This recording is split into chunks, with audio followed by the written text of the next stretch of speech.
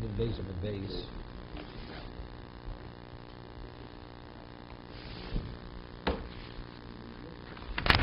Give on the base.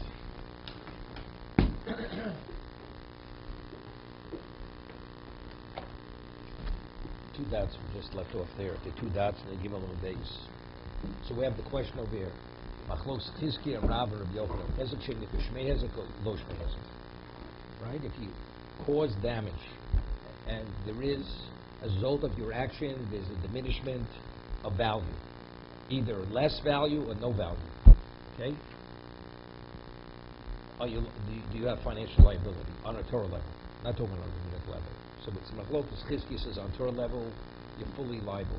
Full liability, deliberate, not deliberate. Rav, Rabbi Yochanan say no. On Torah level, totally exempt. Rabbinically, deliberate, yes, because it's a penalty. Inadvertent, not, because we don't penalize the person who did it inadvertently. Right? That's the argument.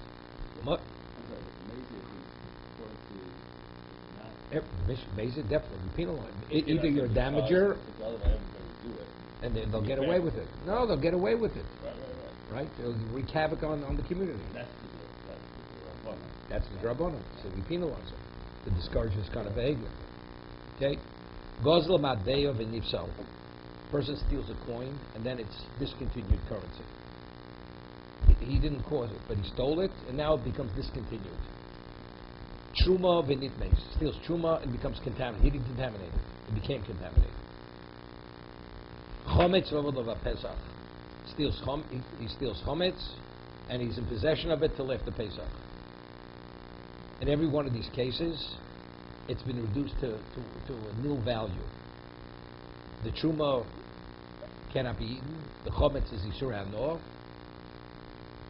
And the thief, he has a chiyuv of hashavas gzelo. Eisha gzelo shagozo. He must return the stolen item you stole.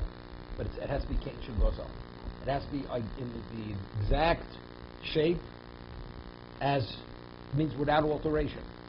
If I steal something, then afterwards you give it back, a page is torn, or the binding is ripped or discolored, then the halach is you have to give back value.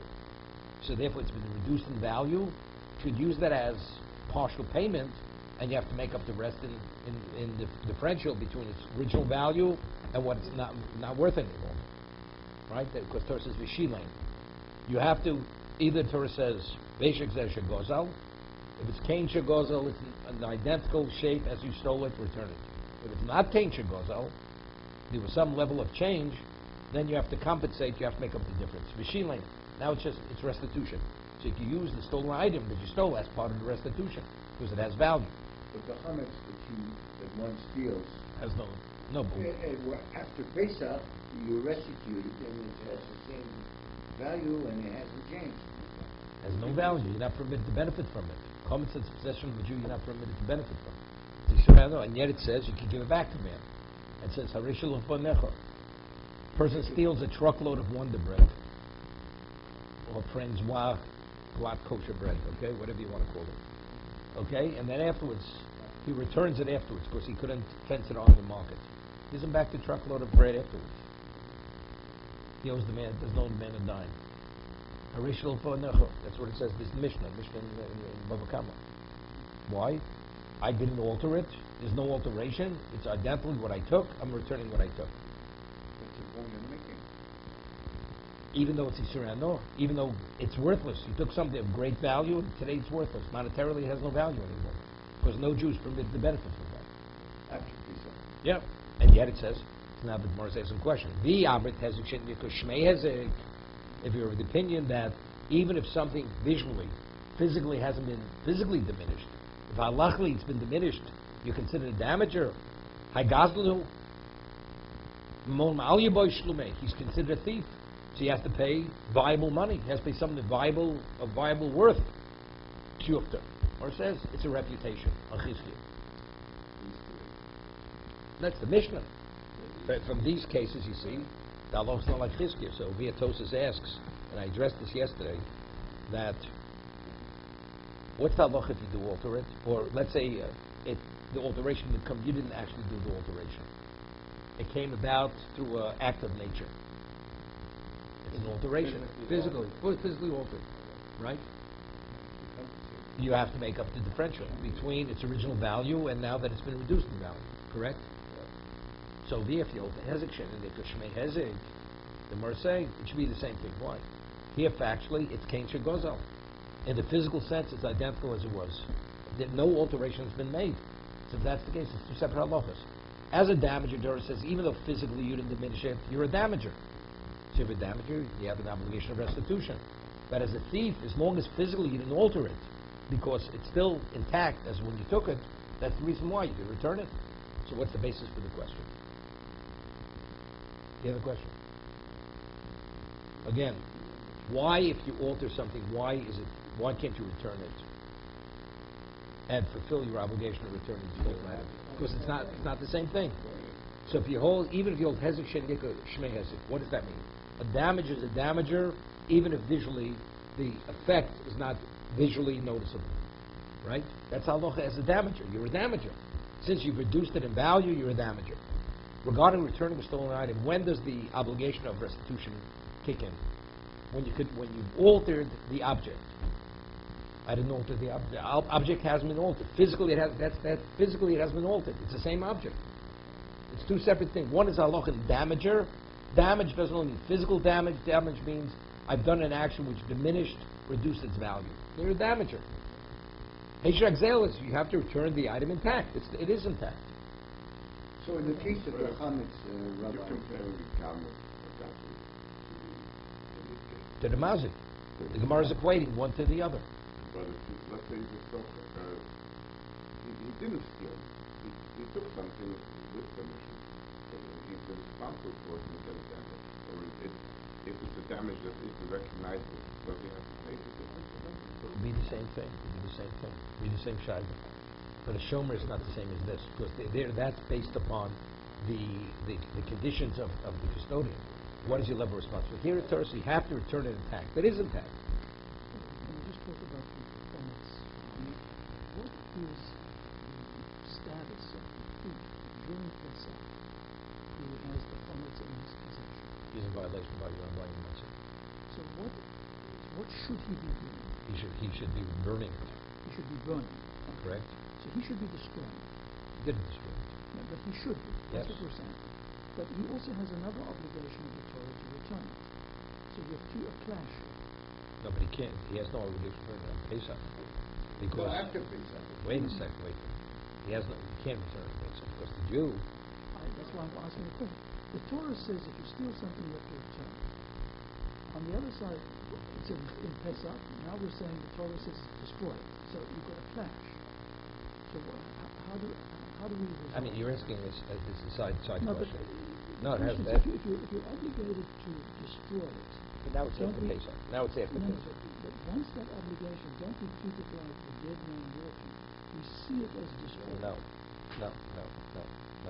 So therefore, maybe the obligation. That's why the obligation to return after Pesach maybe doesn't hold. But first it says different. It says after Pesach it says Arishal Nefa. He says, this is what I took. I'm fulfilling my obligation of returning the stolen object, and he believes it on his doorstep. That's what it says in the Mishnah. I understand. That's why I'm asking my question, because it seems that this is the other two cases I've read. The Tame of the Kuma and the coin. I get that, but it doesn't seem that this one is in the same category. No. I mean, what David's asking is a side question. If he has an obligation to destroy it, that means he has no obligation to return it. He has no obligation to return it. Except, again, let me ask you a question. A person is a Shomer Sofer, is a paid custodian, and he has somebody's chametz on Pesach. Who's in violation by your own mitzvah? The Shomer Sofer is. Why? That since he has liability because of he's being paid as the custodian, therefore he has to destroy it. He has to destroy it. If he had it, if he was meant to keep it, he has no liability because he was meant to keep it. He was paid as a custodian. But let's say he acted irresponsibly. He should have sold it to a goy. He should have transferred to a goy. On Pesach, so he would have been. So he failed as a shomer. So he has the liability. But let's say he wasn't told to sell it, right? Whatever it is. he's in violation by your mother. He has an obligation to destroy it. He's not permitted. He says something he doesn't do. No. You're saying that now the owner Again. would want him to do it. The owner would want it. It has to do with Shomer Shemos. If a custodian gives it to another custodian, is he permitted? Okay, so that's the whole stuff. There's no question here. The owner would want him to do such a He thing. would want him to do Right. How is it with Because it's worthless? yeah, it's not, you can't accept it. You can't accept it. That's your problem. You can't benefit from it. You can't benefit from it. The original owner can't benefit from it. He can accept it. What can he accept it? He's not in violation by your obligation. Let's say it's the case of. He's not in violation. No, I said, but you can't use it. So what? Any benefit. He has to destroy it. He has to destroy it. After basically he has to destroy it. So that's the Gemara's question. If the hezek shen yikol shmei hezek, so good. You don't see the thief as a damager. But if according to Chizkiah that it is, you see him as a damager. So the question is, we're talking about two different issues here. One is as a damager, and one is the item intact. The item was intact. Is it zero way? Can you Yeah, charge both. the, What? is it zero way to charge the thief? If he wants? No. Charge the In other words, he stole the truck for $1. Yeah. Okay. For $500,000. Okay. He turned it over to us, he can't benefit from it. It's a loss to him. It's a loss too. Right to the original owner. Correct. Yet it says he could deliver it to his doorstep and says, "Have a good day." Right, so what's his recourse? Nothing. But why can't Well, you have well, no. Rabbinically, he has no recourse. He has no recourse. Why can't- Rabbinically, he may have recourse, but on Torah level, he has no recourse. If the old hezek shen yikol shmei hezek, but the Gemara says, but the old hezek shen yikol shmei hezek, he has an obligation of restitution. So the question is, what does one thing have to another? The two things. Is a damager if the damage is not in the physical sense, in the halachic change? So we said yes. But the halacha is, when does the obligation of restitution for stealing kick in? Only once you're not able to return the item itself. If the item is no longer intact. Here the item is intact. So therefore, there's never an obligation of restitution. Why can't this be situation? Give you an example. There's a halacha we discussed the Kimlim job. Gemara says that a person is boba machteris. A person tunnels into a house, and while he's tunneling, he breaks vessels coming into the house. So a thief who's going to break into a house, the owner of the house is permitted to kill him. Because a person who comes in, tunnels in, he comes either to steal, and if there's any resistance, he will kill the resident of the house. If there's resistance. So he's a rodif. So therefore, if he breaks anything in that tunnel, so you have two things. We have two things existing simultaneously: the death penalty, and also he's a damager. He's absolved from paying the lesser. What about if he steals the clue? He steals the vessel, and he takes it home with him. Wait. So he took but he took it at the time when he was a rodif, when he was a pursuer. So the mercy, he's not permitted to take it. So I just point out, we should say Kim Levin Drabine. So this point has relevance to this. So the Gemara says, when you return the item, is it the moment you steal you have an obligation of restitution? Except the Torah says the first you pay is the item as restitution. And then, if you can't pay the item, then you pay value of the item. So if you understand that, then you should be able to retain the item. Because the item is only being used as restitution. You understand? Because whenever you have two obligations, an obligation of a liability of death penalty, a liability as a restitution, you're absolved from the lesser. So paying back the item is restitution, and the Torah says if the item is there intact, you must use that as restitution. We say Kimel Rabbin. So the thief who tunnels should be able to retain the item. Why only if he breaks the item, breaks the vessel? That's the Gemara's question. Gemara says no. The obligation of restitution only comes about if the item no longer exists, if the item has been altered. But since here the item is intact, so whose item is it? It's the resident's item, so you have to return the item. Because it's not a monetary obligation. You must return the person's item because it's his item. It's his article. You give it back.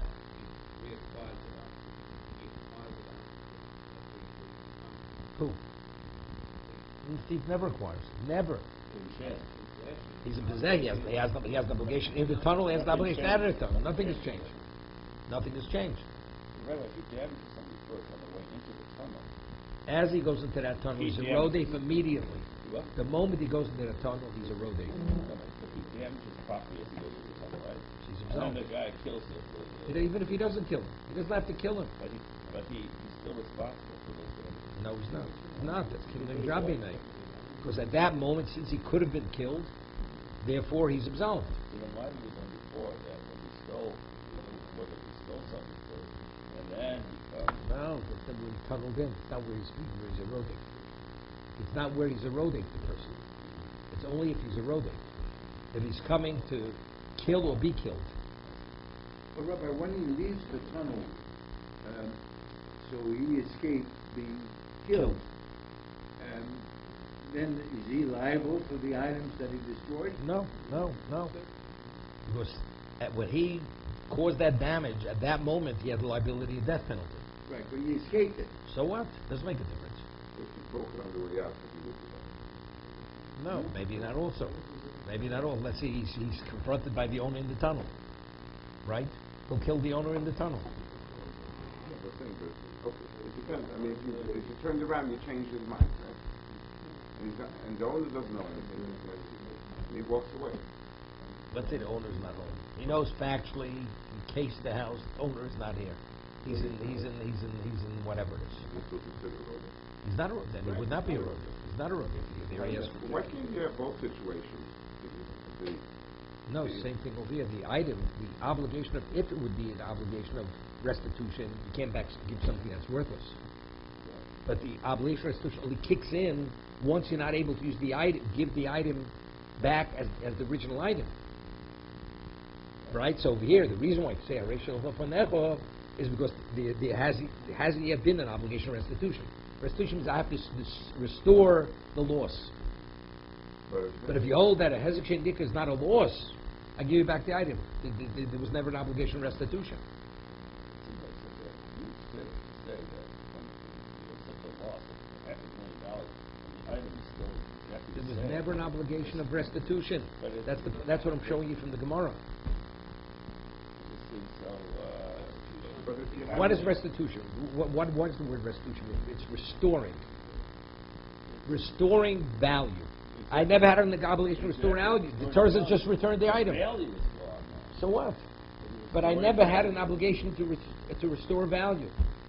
That only kicks in once the object has been altered. Has been altered. If you hold hezek Wait a second. Wait. Wait one second. Let's get the facts down. Okay, you want hezek shenik below shmei, right? Right. You hear that? Now the question is, even if you go shmei hezek, it's two separate things, right? The two verses. If the object is intact, give it back. But if it's a hezek, then it's not intact. Then there's a hezek. Right. So again, you can differentiate. Are you a damager? Yes, you are a damager. It's two separate things. Damager means you have a liability of payment. Here, I'm not yet a damager because I'm still able to return the object. Because the object is intact. You are, because it's considered damage. It's may have it. Shmei hezek is considered damage, so it's a damage. It's not a visible damage, but it's a damage. I'll ask you another question. Let's say I caused damage through a grummer. Indirect cause, grummer. So I have no financial liability. So let's say through grummer, I caused something I stole. I steal something through grummer, I devalue it. And you'll hezek shenik shmei hezek. Right? Shmei hezek. Could you return it? The object. You say, if you're a damager, so because there's financial liability. Here we're talking about there's no financial liability. Right? But it no longer has the same value. What about if the market price would drop? Right? Could you return the same object if you'll hezek shenik shmei hezek? It's been devalued. No, it dropped in value. I'm sorry, guys. So the owner, You return it, and you lost. have to pay the difference. No, you don't pay any difference. Everybody agrees. In the grummer case or in the difference? No, where it drops in value, market drops. Right. Wheat sells for $10 a bushel, now it's $2 a bushel. You're returning a bushel of wheat. You don't have to compensate the victim for the difference. You don't have to pay him $8. Even if it's No. damaged, may have not. No. Same item. That is considered damage. That's may have a fact that there's no, you can't see the damage, but it is damage. It was not that. That's not called damage. That's not damage. So what's Damage may means have something was done. Something was done. If the government devalues it, what happens to be it was devalued? Right? The currency was discontinued. Correct. Before it was currency, it's no longer considered currency. Here it's wheat. It's just the value is less. Right?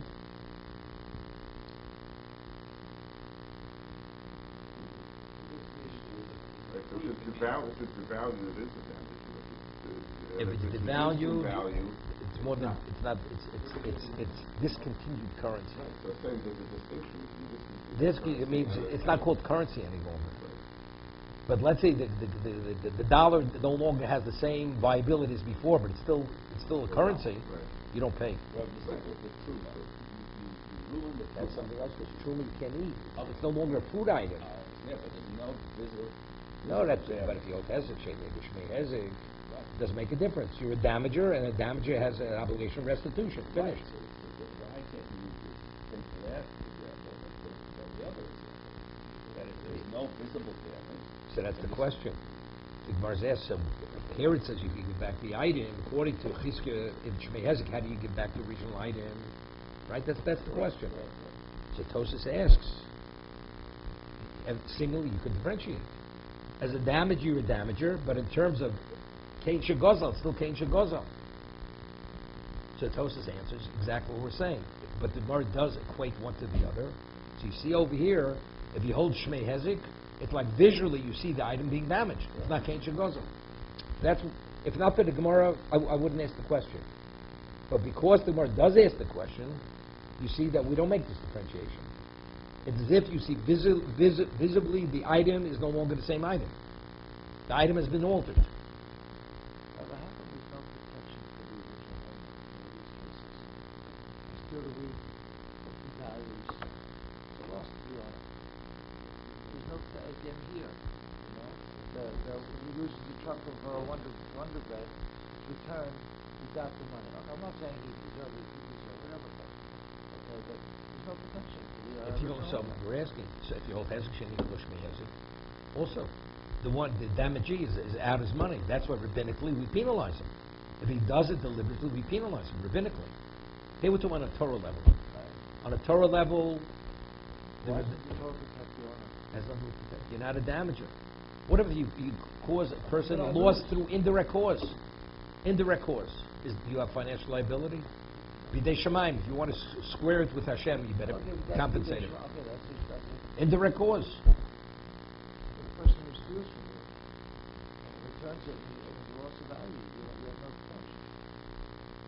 protection. What about if I steal from you and I return the item at the same value, but because you didn't have the money available, you took tremendous losses because you could have bought. But I have interest, right? I owe you nothing, even not interest. You could have purchased something. I owe you nothing, nothing. Because again, the loss, that's not called a damager. Denying a person a profit is not called a damager.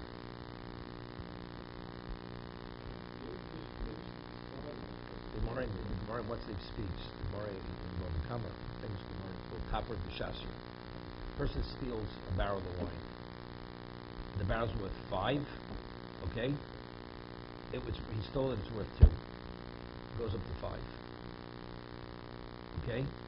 And now he goes and he breaks the barrel. What does he owe the original owner? 2. No, he owes him 5. No argument. No argument. He has to pay him 5.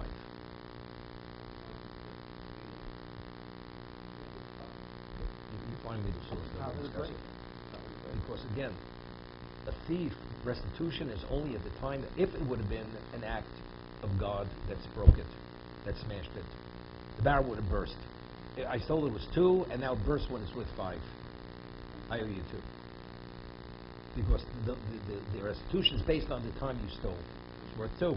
Yeah. But what about if I smashed the barrel when it's worth 5? I'm doing an act. Whose item am I breaking? I'm destroying the original owner. So it's an act of, this question, it's a new act of damage. I'm a damager now. Whose wine am I damaging?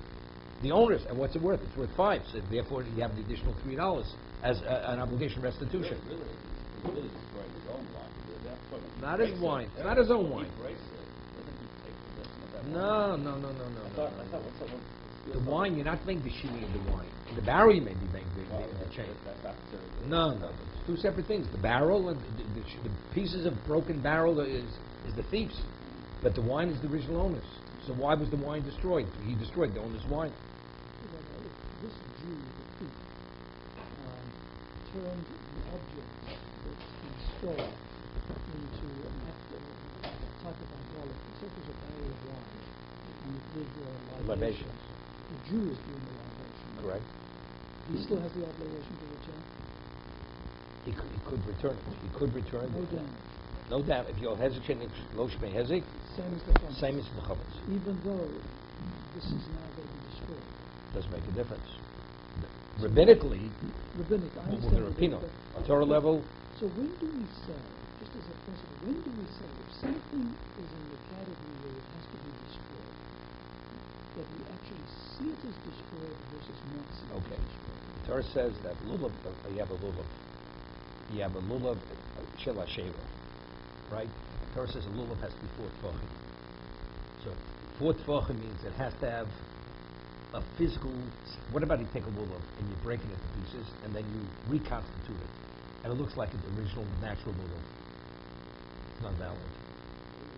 Why? Because factually, it's not 4 tefachim. It's unnaturally 4. It's not naturally 4. Since we hold something that's meant to be burnt, we see it as a heap of ash. So therefore, that diminishes the innate value of the natural dimension of the lulav, right? We're not talking about value. We're not talking about the item. Here we're talking about as long as there's no alteration. If it's not called altered, even though in its innate value in terms of halacha, we see it as worthless and it's lacking. It's been diminished in status. That's a halachic issue. So even though with the chametz, we see it as a pile of ash, We see it as part of the ash. but in actual fact it's not. It's not a part of the ash. Of course, So that's the question that I'm asking. So that's the difference. That's what we're saying. If you hold hesitation of Shmei as you see it as a pile of ash. You can't return a pile of ash when you stole bread. But if you hold, then the restitution kicks in. But if you hold, it's not hezek. So you don't see it as a pile of ash. Or even though it is, it's irrelevant because in its physical makeup, it has to be a pile of ash. And since the alteration is not in the physical, therefore you can return the bread as it is, although it's worthless.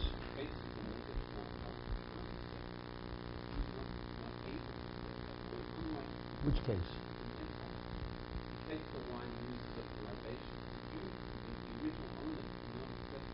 Doesn't make it so you can't accept the comments either. See, Saran, no, he can't benefit from it.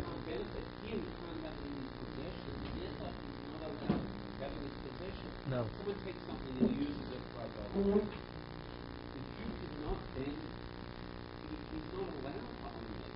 He's able to facilitate it.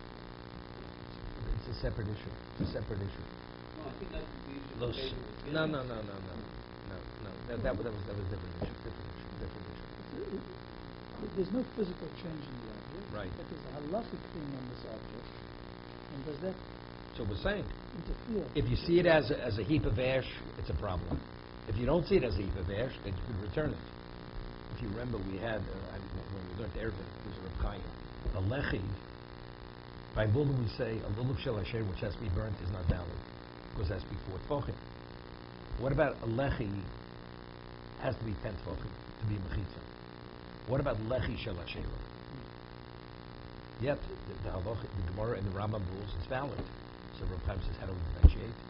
So he says, if a person would take a heap of ash 10 tefachim high, it's a mechitza. Because again, there it's not something innate in its status. You have to have something piled up 10 tefachim. So what if it's ash? Let it be considered total reduced to nothing. But as long as it is a physical something, that's a lechi. You understand? There, it's not in its innate status It's in the reality of what it is. It's 10 tvachim. By lulav, it's more than just it's being an extension of something which is 4. It extends 4 tvachim. It's one object which is 4 tvachim.